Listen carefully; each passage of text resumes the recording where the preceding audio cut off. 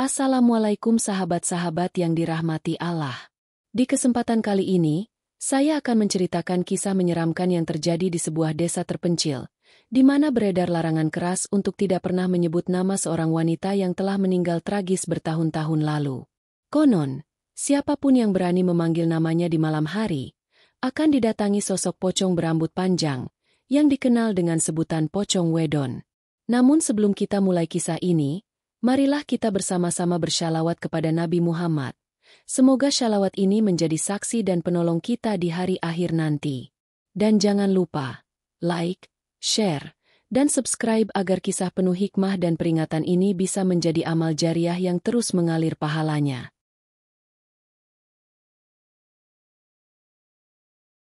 Malam di desa Wonosari selalu terasa berbeda. Udara di sana dingin menusuk tulang, walau api unggun sudah menyala di setiap halaman rumah penduduknya. Dari kejauhan, suara jangkrik bersahutan dengan lolongan anjing yang seolah memberi peringatan akan sesuatu yang tak kasat mata. Desa itu terpencil, jauh dari hiruk-pikuk kota.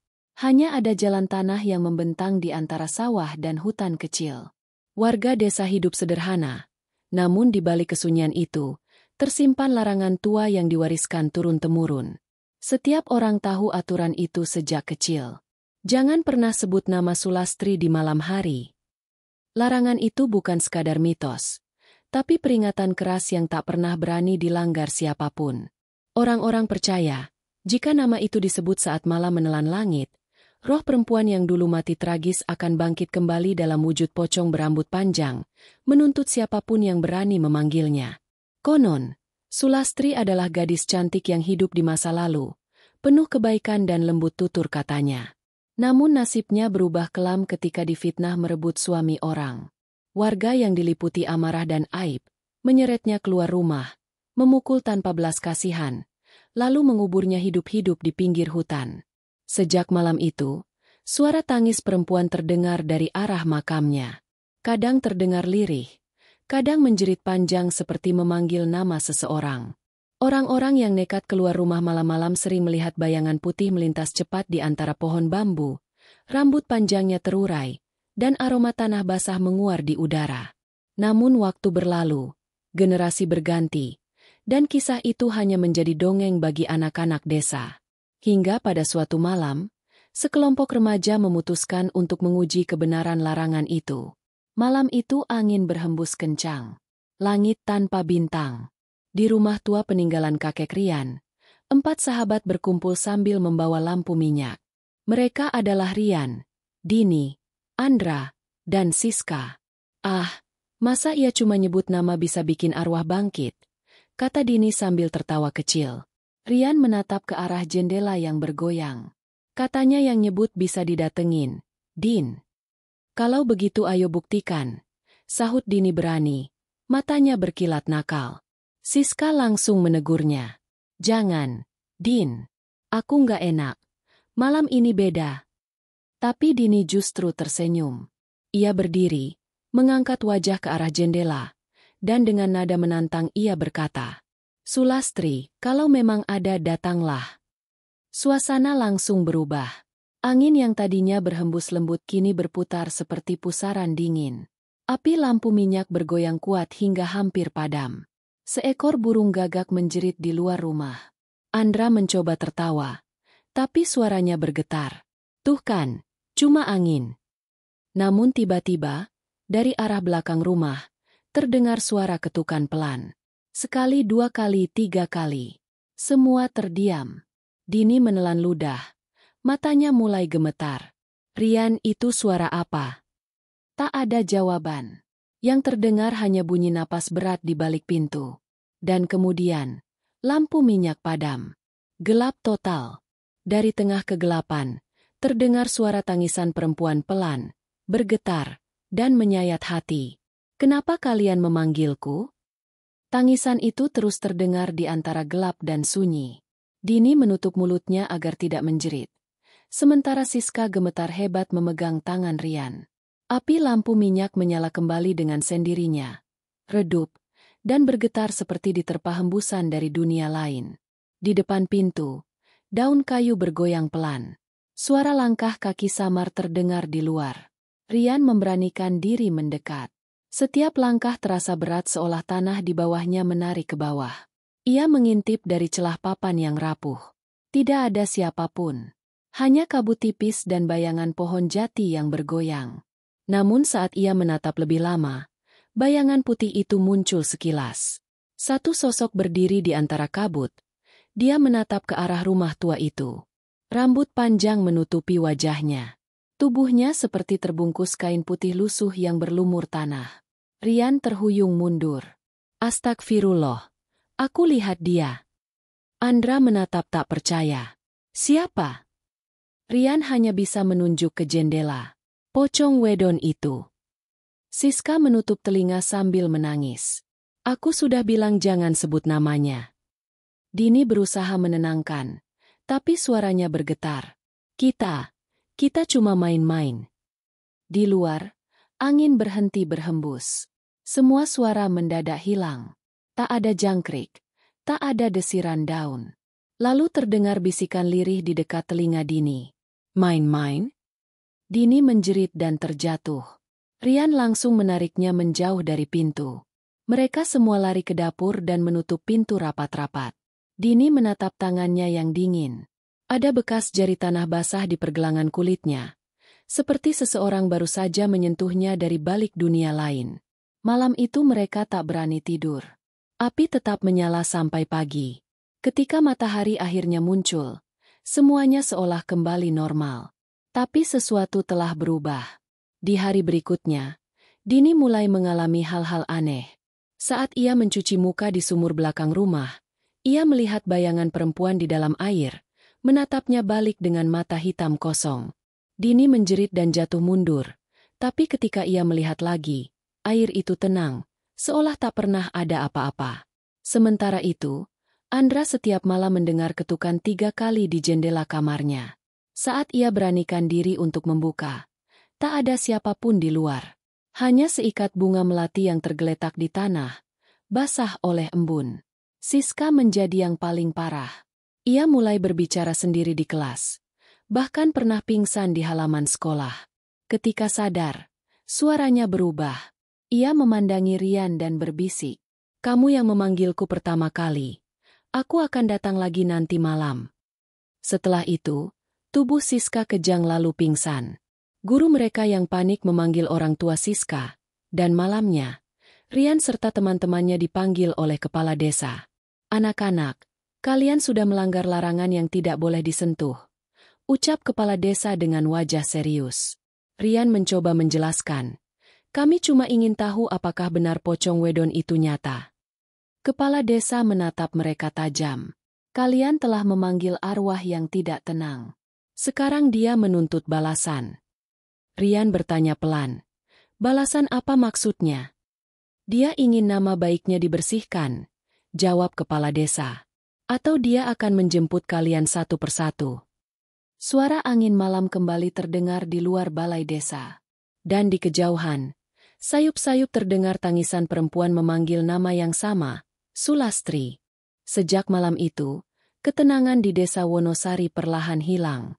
Udara desa terasa berat dan lembab. Seolah setiap hembusan angin membawa aroma tanah kubur.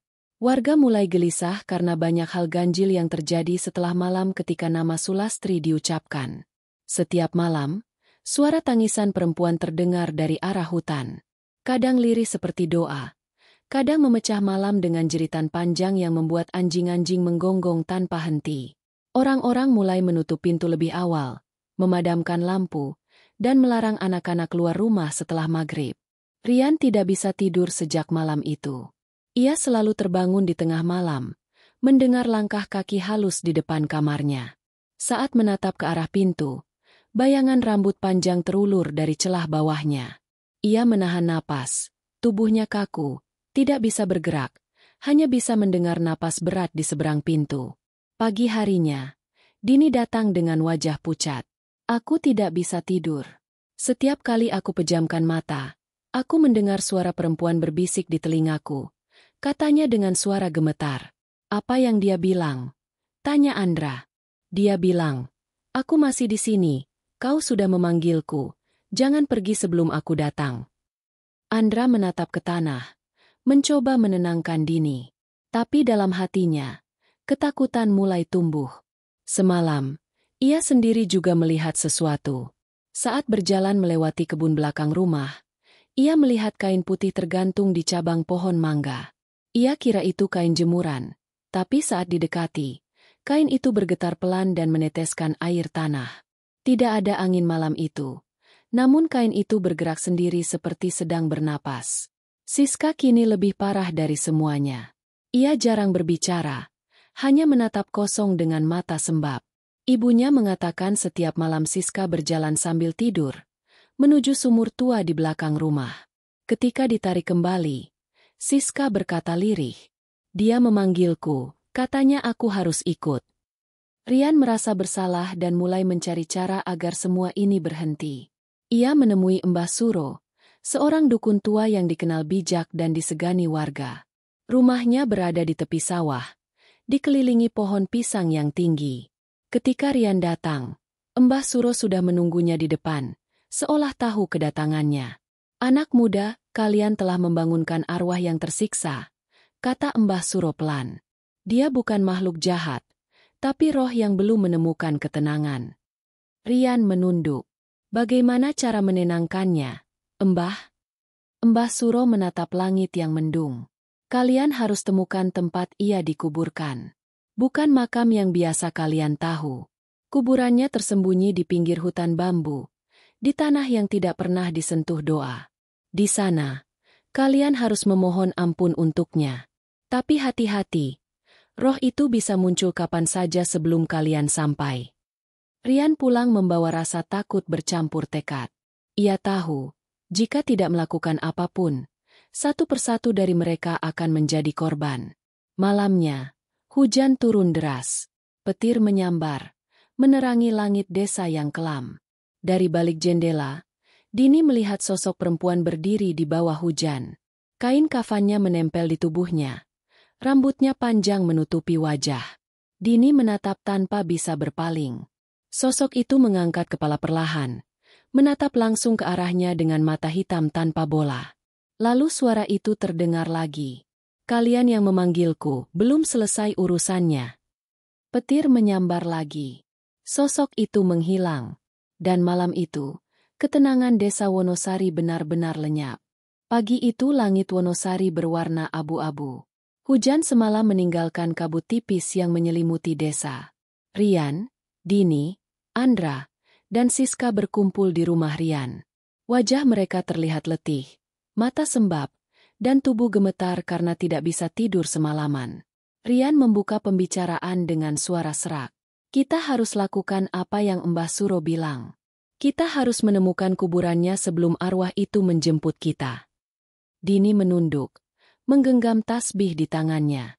Aku takut, Rian. Tapi kalau ini satu-satunya cara, aku ikut. Andra menatap keluar jendela. Aku juga.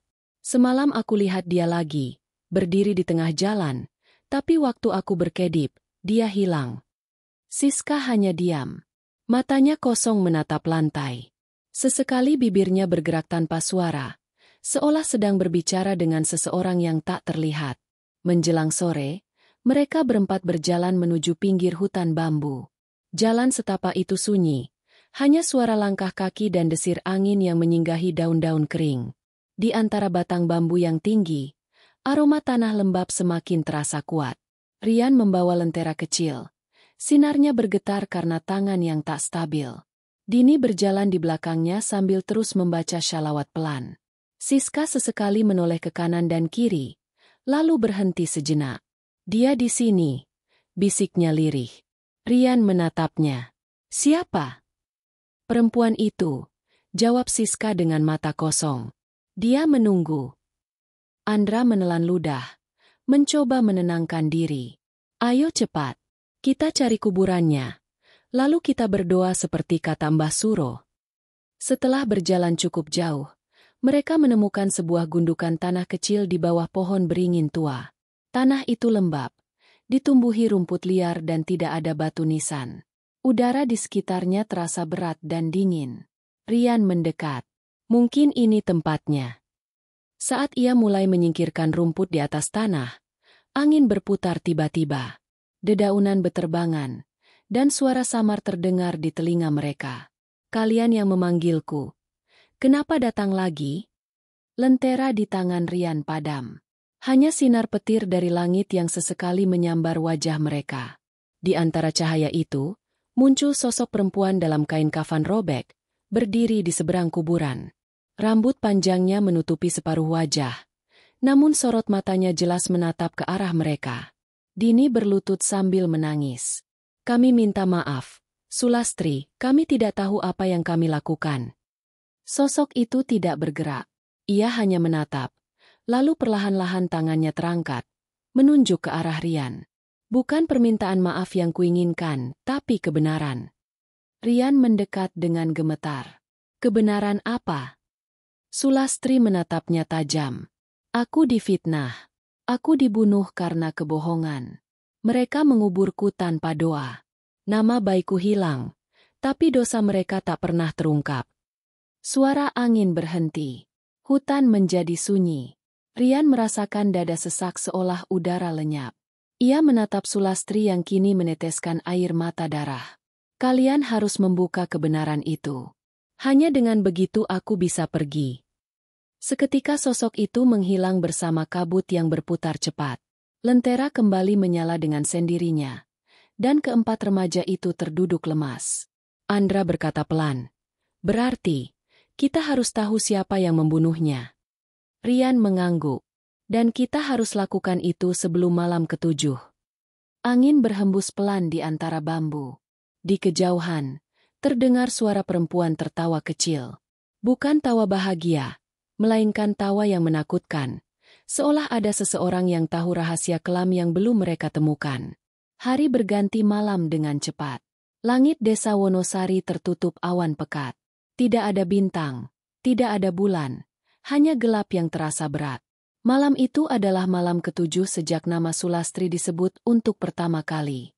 Rian duduk di teras rumah sambil memandangi lentera yang hampir padam. Di dalam rumah, Dini sibuk membaca ayat-ayat pendek, sementara Andra menyiapkan kemenyan dan bunga melati seperti yang diajarkan Mbah Suro. Siska masih terdiam di sudut ruangan, tubuhnya lemah dan pucat. Rian memandangi teman-temannya satu persatu. Ini malam terakhir. Kalau kita tidak lakukan apapun, semuanya akan berakhir buruk. Andra menatapnya dengan mata tegas. Kita pergi ke hutan itu lagi. Kita akhiri semuanya malam ini. Dini mengangguk pelan, walau wajahnya dipenuhi rasa takut. Aku siap. Tapi bagaimana kalau dia muncul lagi? Rian menatap lentera yang kini menyala redup. Biarkan dia muncul. Kita datang bukan untuk melawan, tapi untuk memohon maaf dan membebaskannya. Tepat tengah malam, mereka melangkah menuju hutan bambu. Angin berdesir pelan, membawa aroma melati yang semakin kuat setiap langkah mereka mendekat. Lentera di tangan Rian bergoyang.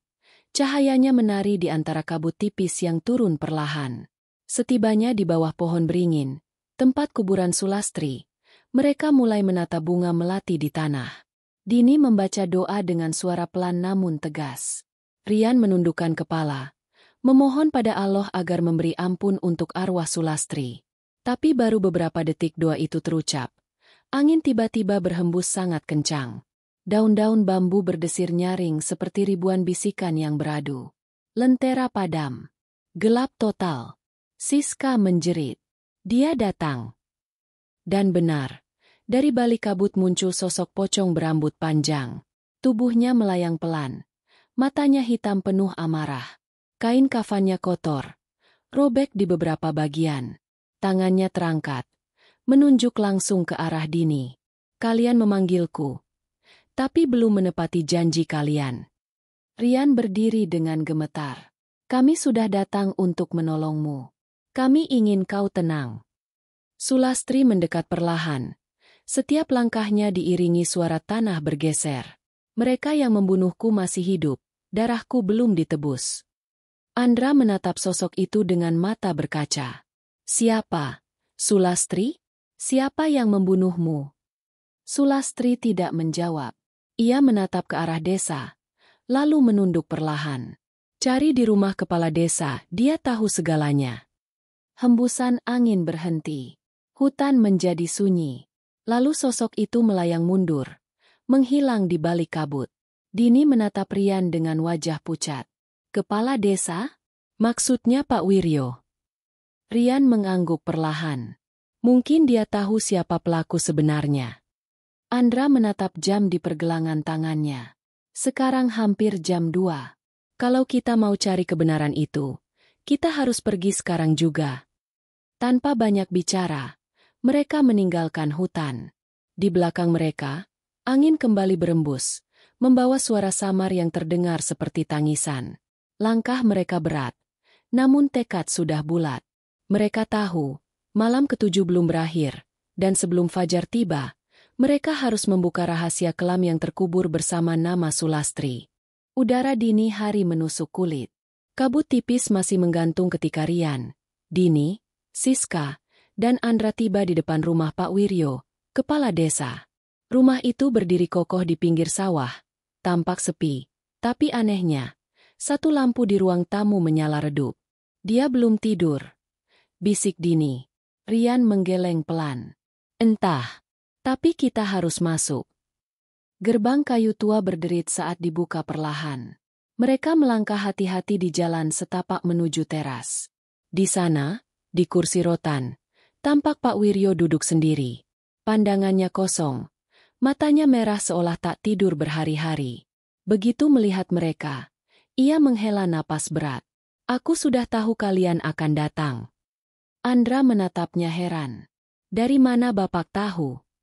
Pak Wiryo tidak langsung menjawab. Ia berdiri perlahan dan mempersilakan mereka masuk. Sudah saatnya kalian tahu kebenarannya. Tentang Sulastri. Suasana di dalam rumah itu terasa berat. Aroma dupa tercium samar. Di dinding tergantung foto lama. Potret pemuda dan gadis desa. Salah satunya adalah Sulastri. Wajahnya tersenyum lembut di samping seorang laki-laki muda yang tampak mirip. Rian. Rian mematung. Itu. Pak Wiryo menatapnya dalam. Itu ayahmu, Rian. Dan wanita di sampingnya adalah Sulastri. Semua terdiam. Dini menutup mulutnya. Terkejut. Pak Wiryo melanjutkan dengan suara bergetar. 25 tahun lalu, Sulastri adalah calon istri ayahmu. Tapi pernikahan mereka dibatalkan karena fitnah yang dibuat oleh orang-orang desa. Sulastri dituduh selingkuh. Padahal itu bohong. Siska menelan ludah. Lalu, siapa yang membunuhnya? Pak Wiryo menatap lantai. Matanya berkaca. Aku yang menandatangani laporan palsu yang membuat dia dibawa dan disiksa warga. Aku pikir waktu itu dia bersalah. Tapi ternyata semua itu rekayasa. Suara angin tiba-tiba berhembus lewat jendela, membuat tirai berkibar. Lentera kecil di sudut ruangan bergetar hebat, seolah ada sesuatu yang bergerak di dekatnya. Dini mundur selangkah. Pak, ada yang datang. Pintu dapur terbuka perlahan. Dari celahnya, muncul bayangan putih yang melayang pelan. Sosok pocong berambut panjang masuk dengan kepala miring ke satu sisi. Suaranya lirih, tapi jelas. Akhirnya, kalian tahu siapa yang berkhianat padaku. Pak Wiryo berlutut. Air matanya jatuh. Ampuni aku, Lastri. Aku menyesal. Aku tidak tahu mereka membohongiku. Sulastri mendekat. Wajahnya tampak lebih tenang dari sebelumnya.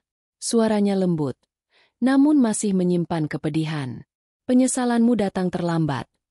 Tapi doamu bisa menenangkanku. Rian menatap arwah itu dengan mata berkaca. Kami akan mendoakanmu, Sulastri. Kami akan membersihkan namamu di desa ini. Sulastri menatap Rian sejenak.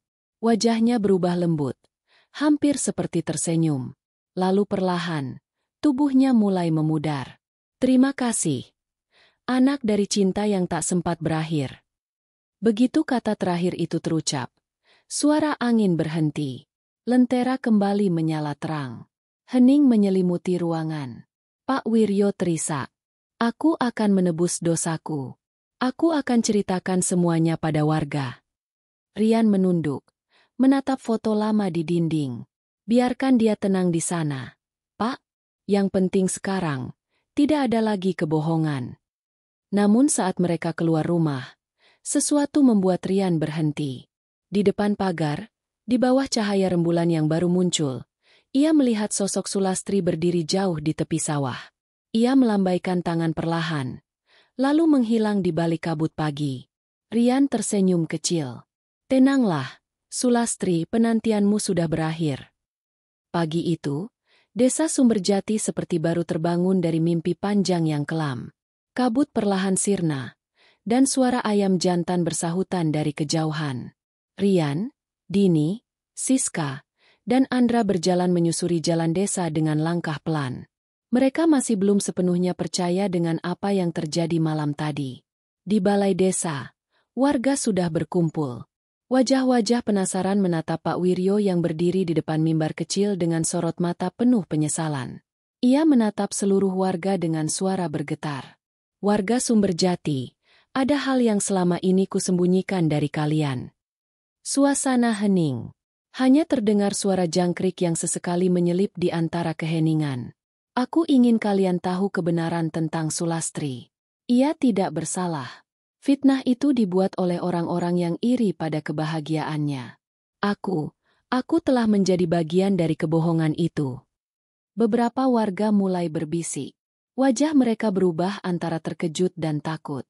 Pak Wiryo melanjutkan, selama ini, arwahnya gentayangan bukan karena dendam, tapi karena ia ingin kebenaran terungkap. Malam tadi, ia telah menampakkan diri dan aku telah meminta ampun padanya.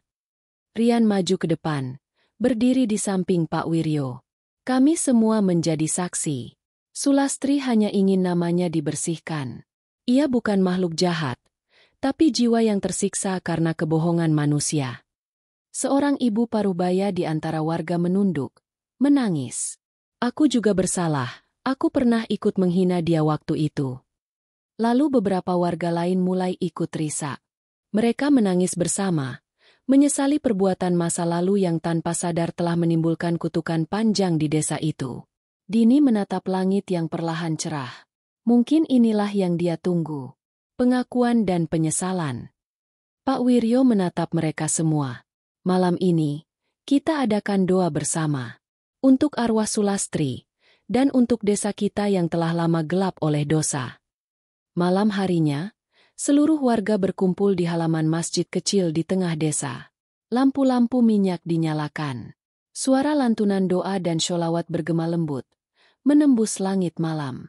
Rian duduk di barisan paling depan, menunduk dalam. Di antara alunan doa, ia merasa ada angin sejuk yang berhembus perlahan melewati wajahnya.